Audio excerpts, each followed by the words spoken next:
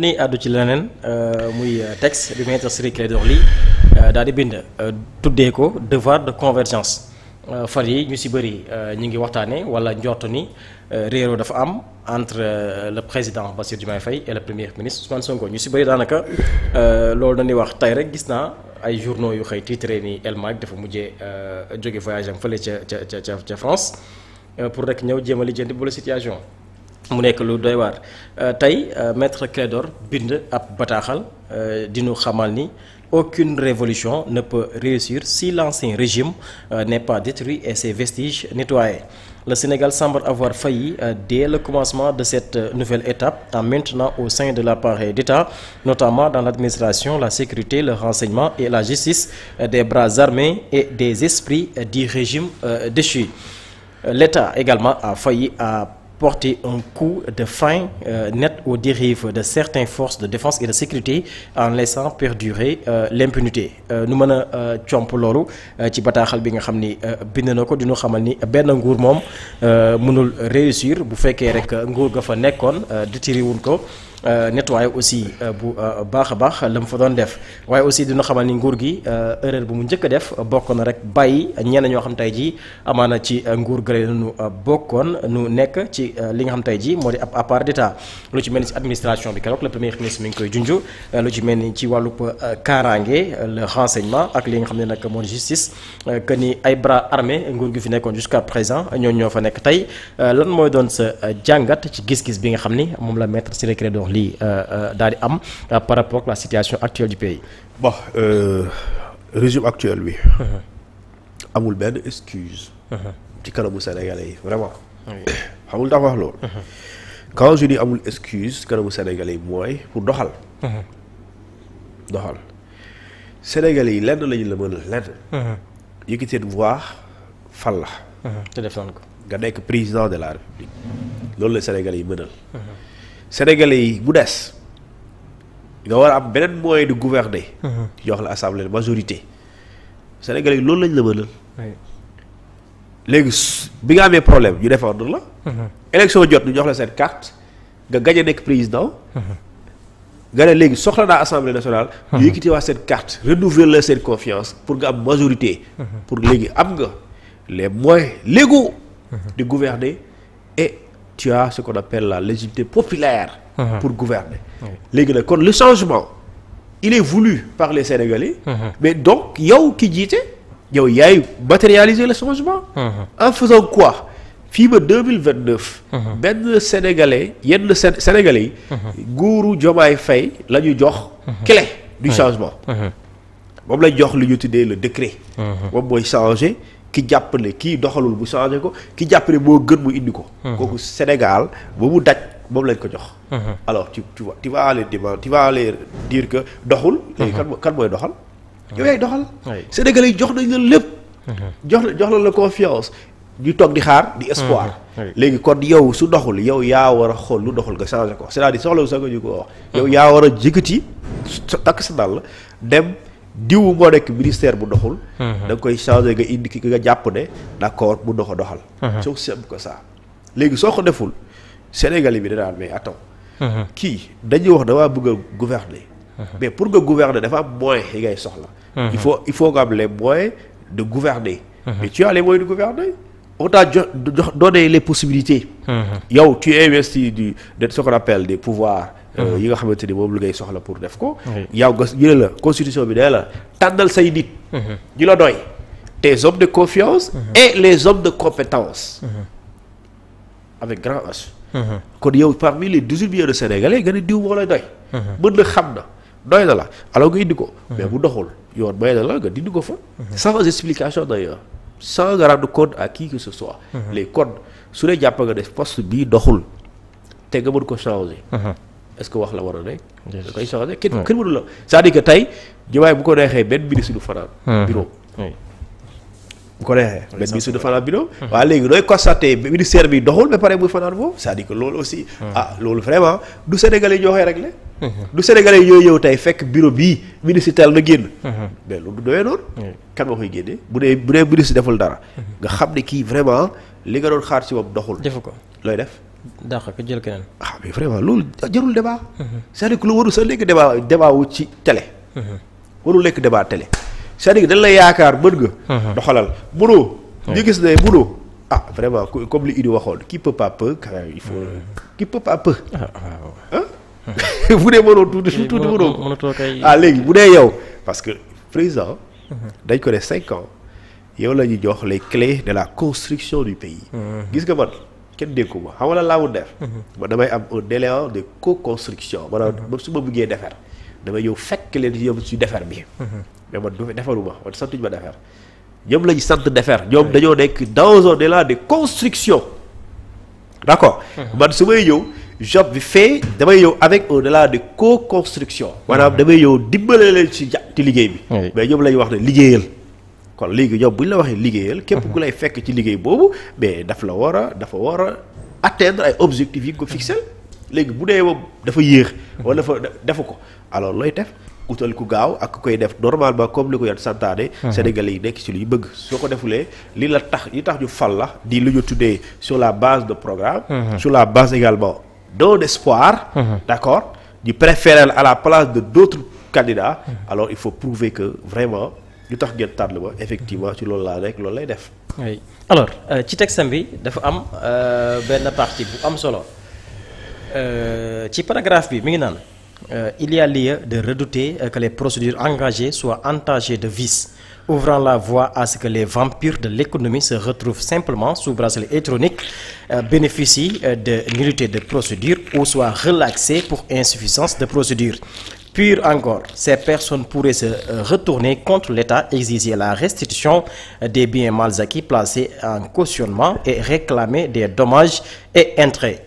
Donc ci point boobu il faut aussi nga leeral nu ko par rapport ak ñeneen ñu doon teg loxo moo xam ci mbirub Covid 19 ak yeneen dossiers yoo xam ne actuellement nguur gi ubbi na ko mu nuy xamal ni boo moytul foofu vice de procédure mën na si daal di am waaye tamit li si gën a yéeme mooy ñenn ñu ñuy toppee wàllub koppar actuellement am na ñu ñu placé sous bracelet électronique ñooñee bu ñu demee ba ci biir mën nañu daal di am liberté mën na leen libérer ndax maanaam preuve yi dafay xaw a tagatembe te ñooñee bu moytul mën nañ tourner contre l'État pour rek nu delloo leen seen caution waaye aussi di sàkku pour état bi daal leen jébal li nga xam ne nag moo di dommage et intérêt.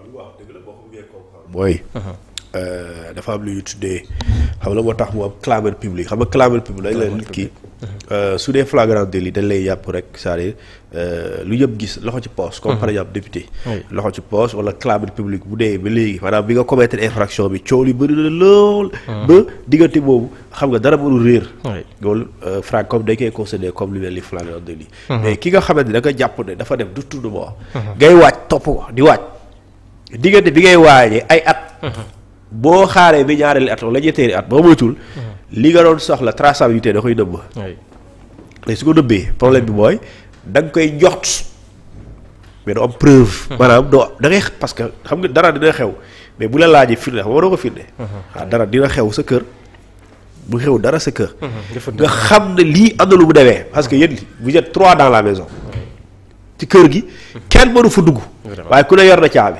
léegi loolu bu manqué am nga preuve ne sàcc nañ ko mais moom amoo preuve ne diw la léegi soo jiwee ba topp diw nga ne diw la te diw du moom te amoo preuve bi soo demee ci yoon yow lañuy dañ lay naan bu la porter plainte pour lu ñu tuddee lu ñu tuddee dénonciation calomnieuse da ngay daanu parce que yow certes réer la nga d'accord mais amoo firnde li wane ne moo ko jël léegi su boobaa donte moom xam na ne moo ko jël mais yow amoo firndele moom moo ko jël te yow am nga firndele li nga tegoon fii dañ la mais amoo firndele moom moo ko jël mais moom tamit xam na moo ko jël waaye bañ na parce que amoo mënoo teg ci table preuve li wane ne moo ko jël léegi genre yooyu la léegi yooyu su amee soo toppee diw nga visé ko mais soo ko porté bu la porté plainte mënoo indi preuve yooyu yow dañ lay daan su boobaa li ngay fay da nga koy fay dommage et intérêt yoo xamante ne soo moytuwul yow li nga waroon am ci moom mos sax yow bu la fayee ko d'accord yow état soo moytuwul di nga lem lebi pour fay ko c'est le cas avec Karim Meïssa Wade avec la CREI bu dem état au Sénégal di ko toppee xaw ma ñaata milliards bu dem tribunal commercial international bu chambre plutôt commercial international bu Paris mais Paris daan état au Sénégal ne ko yéen da ngeen di topp doomi jàmbur mënoo leen indi benn preuve que li ngeen koy wax dëgg la. wër ngeen fu leen ne mais mënoo leen am preuve. mais pourtant état au Sénégal jamono jooju ne dafa wax ne ñun dañoo téye béton. waa ji moo jël am na fii am na Dubaï fii moom lii mais mënuñu indi table bi lu leer. bu porte leen plainte état au Sénégal fay ko lu ëpp li ñu ko war a def. li ñu koy yoon toppee. et pourtant état dafa joxtoon ne Khalif dafa jël yëfu jaabur. dafa jël yëfu sénégalais yi. léegi nag loolu soo bañee loolu yëpp ñuy masquer. wala ñuy lu ñu tuddee effacer les traces parce que sàcc dafa am lu ñuy tuddee effacer traces. xam nga des fois ñu ne la nit ki boo sàccee sax bu defee infraction. nga yow jàppale ko ci dëbb bi yow la lay jàpp tëj la maanaam mu jël ci dem ci dëkk bee. yëpp ci dëkk bi malet ñu doit dëkk bi seen budget. yëpp ko ci oto yow nga ñëw nga koy effacer trace oto yi. la lay jàpp pour tëj la pour dissimulation de vol. bu dee crime la pour dissimulation de crime parce que da nga koy effacer yaa koy jàppale pour mu raw léegi nag gars yi léegi soo jëlee yëfu jàmm alalu réewu sénégalais ñu toog 2 ans lijjantewul la waaye sëñ bi nag vraiment y a possibilité pour nëbb xaalis la bëri na. yow mën nga am possibilité ñooy la ràndal nga 2 milliards de francs CFA maanaam gis nañu trésor xaalis bi lii ak lii yow yaa ko génnee 2 milliards la mën na bañ a génn ci réew mi waaye 2 milliards la si laa nag ci 1 an mënoo ko séddale ba rawale lu bëri 2 milliards ci réew. réew am na surveillance ba bëri lu dul jeex waaye nag rawale fii 2 milliards la yomb na. yomb na moom. gars yi. doo dem ci àll bi fële nga créé sa village bu ndaw xam nga dëkk bu gën a kii nga gas. wala kii. waaw dugal ci 500 millions toog. suuf nga si tool yi. waaw fekk fayu bu ne am nga si benn jarbaat boo xamante ni da ngeen déggoo wala am nga sa mbokk boo leen déggoo. boo bëggee mu rëcc rek dégg ko bind Cissé. boo ko déggee mu rëcc. waaw mais loolu la si laaloon loolu fii ñëpp xam nañ nu ñu rëccee waaye. alhamdulilah. loolu kay cuun maa la jox secret boobu de. soo bëggee mu rëcc. teg ko si loxo bind. ci kat. si loxo bind Cissé. da koy kii da koy rëccal. waaw.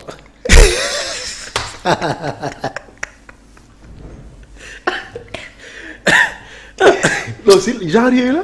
c'est-à-dire que yow di nga am firndeel ne waa ji jël la. mais waa ji su ko jëlee yoon daf la ne. seen gi daan sëñ si la daan. ñu ne la bu dee wàllum détournement de deniers publics xam nga ñaata la. 57 ans la 57 ans. 57 ans waaw 7 ans 57 ans ñu ne la. li nga xamante ni moom la boo ko daanee dafa jël. te yow amoo firndeel ne moom. d'accord jorta nga ko. waaw léegi moom mais gisoo par exemple xaalis bi am dem nga bi ci kanam. nga perte maanaam repère amatoo gisatoo yoon bi lay won ne. ci moom la directement lii moom moo ko jël. waaw léegi su boobaa looy def tëj ko. peine bu muy risqué 7 ans la supposons léegi bu risqué 7 ans yi. d'accord bu dee da nga ko tëj ci kaso bi nga def ko mandat dépôt. moom yoon may na ko mu indi lu ñuy tuddee cautionnement. est-ce que yaa ngi dégg. wala parce que bu bañee remboursé cautionnement lay indi. wala mu contesté mais bu dee contesté sérieusement xam nga da nga koy téye ci kaso bi. waaye mu indi cautionnement léegi bu indee cautionnement yow nga topp sa procédure mu dem këram moom liberté provisoire bu demee këram yow. te mu leer ko ne yow jox naa la 500 millions. waaye àdduna tukki ba nga indi preuve ne man maa ko def. léegi soo demee yoon lu ñuy def. yoon da nga ñun de vraiment gisuñu preuve yi. preuve yi matul yéen da ngeen jot waaye ñun gisuñu preuve léegi loo koy def. da nga koy delloo caution su dee déclaré ko coupable. da nga koy delloo caution. comme ñi cautionné ñii ñëpp bu ñu demee ba. amuñu preuve ne dëgg la. mais da nga koy delloo sëñ bi garantie la c'est comme sa loyer. sooy dem da lay delloo. caution loolu la c'est-à-dire que soo demee. ba yow jugé wuñ la coupable si tu n'es pas condamné par la justice définitivement boo ci defoon 1 milliard Sénégal da lay delloo sa 1 milliard. léegi nag soo waree nekk si loolu. lijjantiwoo ba preuve yi réer man de xaw ma fooy jëlee fan ngay jëlee preuve ba waa ji du rëcc. fan lay rëccee. moo indi paradis fiscaux. da ngay xam ne ñii ñu ngi def lu la ñu tuddee les délinquants criminels. les criminels financiers ou économiques mais yooyu. da ngay xam ne ñii dañuy def lu yoon tere. waaye mënoo tracé. ba dem fële paradis fiscaux ba nga xam ne lii ba samba moo xaalis mënu lay. parce que dañ koy nëbb loolu léegi nag loolu da koy joxte fii léegi boo koy xamee yow ñoo xamante ni ñii la mooy seen liggéey. ay montage financier ñooñu da leen di fay ay millions milliards. ci defal la ko parce que dañ lay garantir la sëñ bi. même bu la toppee ci yoon mënuñu xam ne yaa ko moom. waaw léegi nag yooyu léegi nag bu yéexee. day rëcc de. tey na wax de. bu yéexee day rëcc de. day rëcc kay. ok man kay bu bëgg rëcc kay li ma la wax te fii Sénégal fii. mën nga fi denc xaalis nag. fii man gëm naa ne mën nga fi denc xaalis. gaay fu mu denc. non da ko yóbbu ci banque bi. doo ko yóbbu ci banque yi moom. ok da ngay dem. yow boo dëkkee Almadies da ngay jël sax yóbbu ko ci Almadies loo koy yóbbee. am nga maam am nga dëkk maam.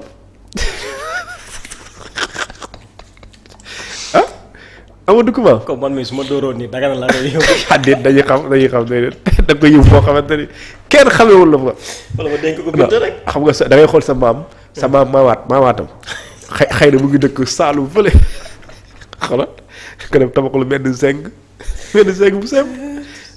bu sem xoolal nga gas si suuf ci gis suuf maam bi sa maamaatu maam la wax de nga gas si suuf def fa kees boo xamante ni kenn du la njoxtal loolu nga dugal ko fa léegi bis bu décédé nag da ngay dem waaye di nga kay.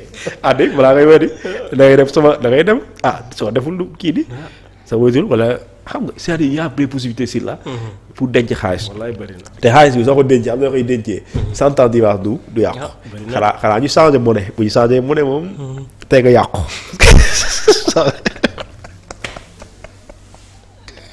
alors Thioune ginnaaw loolu maître Ciré Clédor aussi. am na kàddu gu ma yëkkati jëmale ko rek ci société civile bi.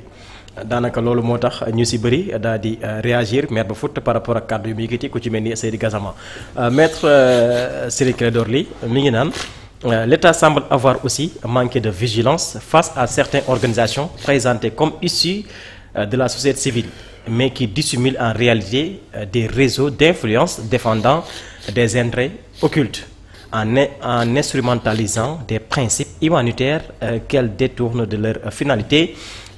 Ces cellules dormantes contribuent à brouiller les repères et à fragiliser les fondements même de la nation donc moom gis-gis boobu la am par rapport ak ni société civile bi di doxee. waaw léegi day secret intérêt occulte dañ ko war a démanteler tout de suite parce que xam nga luy intérêt occulte. intérêt occulte. waaw mooy la. léegi la. comme force occulte mooy doole joo xam ne mënoo ko gis. xam ngeen am nga doole c'est comme tey nga nekk ci salle bi. genre lu lay xaw a jàmmal muy yuuxu fii ba kenn du dégg. gisoo ko waaye xam nga ne am na lu fi ne. loolu mooy force occulte léegi intérêt occulte mooy donc. yaa ngi défendre jiital ko waaye sénégalais xamuñu loolu gisuñ ko. loolu mooy intérêt occulte kon ça veut dire quoi. am na ñu nekk ci ginnaaw ñooñu. waaye. seen intérêt ñoom la ñuy di dérouler contre l'État te sénégalais yooyu wala État bi xamu ko loolu la mais loolu dans tous les cas dañ ko war a démanteler c'est un réseau donc il faut démanteler ce réseau donc il faut casser ce rythme dans tous les cas cette dynamique elle doit être cassée right now tout de suite léegi xam nga nag dafa am ñoo xamante ni ndeysaan et c'est dommage du ñoom nag man vraiment du nekk ma si logique bi attaqué kenn mais am na si ñoo xamante ni da ngay gis ne dañuy wootoo société civile.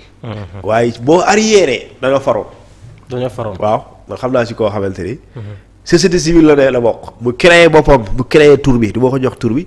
waaye moom président de la République dem nommé ko ci benn institution. mu nekk fa mais bu ñuy rey nit bu ñuy dee mosu ci wax. te moo xam ci lan la bokk. droit de l'homme la droit de l'homme. gars yi droit de l'homme ci àdduna. gars yi xam nañ kan la. waaw mun ko taf fii la waxuma kenn. droit de l'homme si la. fépp fu ñuy reyee ay nit wala di leen toroxal wala di leen violer seen droit de manifester. dafa war a jóg. et pourtant jamono jooju. mosul wax. te pourtant moom nee na société civile la bokk. bu Macky Sall wàccee. je pense que xaw ma daf mu ngi fa ba léegi. waaye li temps yi gis naa chaque jour mu bind tey sax gis naa mu bind texte. di wax ne damaa ngi fàttali ko juge yi. da yéen a moom seen bopp xam nga yéen a ngeen da ngeen war a preuve da ngeen war a def preuve d'indépendance. vous êtes soumis qu'à l'autorité de la loi. maa ngi koy rappeler. mais jamono jooju en 2021. en 2022 en 2023. ba 2024 il a été nommé par. le président de la République Macky Sall. mais il n'a jamais pipé mot pour dénoncer loolu. pour la société civile la léegi genre yooyu nag. da nga naan est-ce que kon amul intérêt bu nekk ci ginnaaw boo xamante ne yow sa bopp nga jiital. parce que quand tu es un défenseur des droits humains c'est pas le régime qui t'intéresse. ce sont les personnes victimes d'injustice ñoo la intéressé. d'accord et injustice boobu nga jàpp ne régime bii moo leen ko teg. d'accord régime boobu bu demee alors régime bu ñëwaatee teg leen ko. même position boobu nga war a am. waroo charrier waroo varier sur loolu. et malheureusement pour la plupart certains ñu ngi ci principe ci position yooyu la ñu nekk. ba pare bëgg a tuddee loolu des principes des positions de principe. et loolu des fois c'est discutable. léegi nag dans toute chose loo gis lu ne. am na ñoo xamante ni ils sont conséquents ils sont cohérents. léegi nag nekk ci opposition sa xarit mën na boo toogee. nga nekk pouvoir. sa xarit boobu mën na soppeeku nekk sa genre ki nga jàpp ne sa adversaire la. waaw parce que il faut ñu comprendre il y a des gens qui n'ont pas changé. mais il y a d'autres qui ont changé. maintenant li changé mooy yow yaa nekkoon position. opposition yow ci pouvoir. parce que li nga xamante ne moom mooy société civile. bëri nañ fi yaa bon bugguma lim. da ngay nekk diw ak diw Aliou Tine Seydi Gassama. xam nga ñoom Boubacar Birahim Seck ak Babacar Ba. xam nga tudd ma ko sànq. ak keneen mais ñooñu. da ngay gis ne ku nekk dafa am li ngay défendre. mais des fois fee am. mais dañuy xaar nga wax si mais da ngay maye silence bi. alors que dans tous les cas dara bu xewee. muy boor bii da nga war a wax muy boor bee da nga war a parce que yow dañ la yaa nekk ci digg bi. maintenant loolu ça c'est des positions des principes selon entre guillemets. léegi nag ku ne am nga sa xalaat ci seen doxalin. léegi nag état aussi ba war a am fulla soo gisee koo xamante ni d'accord c'est une société civile mais deful rôle société civile. waaw nga gëstu nga xam ne moom kat ban agenda lay dérouler. soo seet nga sax koo xamante ni bu boo société civile. politique nekk ci ginnaawam. wala moom politique la mais société civile lay bu boowee alors est-ce que xam nga ne société civile tamit. état yàgg na nguur yàgg na ko attaqué. Macky Sall waxoon na leen ko di. Macky Sall waxoon na leen yéen bàyyi leen di bubboo société civile da ngeen wàcc ci terrain bu dee ne léegi politique ngeen di def. waxoon na leen ko da nga fàtte. waxoon na leen ko moom yaa ngi fàtte bu muy traité Atepa escroc. fàtte nga loolu. waxoon na ko moom mu naan ko ay société ay association des hauts cadres de Casamance. ay affaire de escroc yi. def ma ko xam lu ko waxee. non traité na ko de cadre. naan ay toog sa néeg signé benn lettre nga naan ay cadre c'est mosul am mu traité ko d'escroc. ok si digg bi lay jaar. waaw moom amul la. loolu c'est pas nouveau en fait société civile di ak régime xam nga di waxante parce que dafa am bon je sais pas la mooy. waaw loolu yàgg na fi. mais gars yi daa mel ni projet de loi bi premier ministre annoncé loolu mooy xaw tiital. projet de loi boobu dafa war a am na si laa rek. leeral kay kat mooy bëgg yow sa kër gi dafa war a am làmp bu leer xale yi du ñu fax salu. nga ne léegi mukk day lëndëm duy loolu. déet dafa war a leer nag xale bi jógee bitim réew. waaw di nga xam kan moo koy jógee kan moo koy envoyé. moom leen d'accordul ci projet de loi. déedéet parce que xam lu ñuy bañ. influence étrangère la ñuy bañ. waaw nit nekk biti réew di jox nit xaalis ci biir réew bi pare di influencer nit kooku mu influencer. askan bi li tax li bañ li ñuy tuddee les financements des extérieurs des partis politiques. loolu la ñuy bañ. France am na benn candidat ki fa nekkoon Nicolas Sarkozy topp nañ ko les financements de Kadhafi parce que dañuy jàpp ne moom dafa recevoir xaalis ci Kadhafi pour mu financer sa campagne électorale loolu c'est interdit.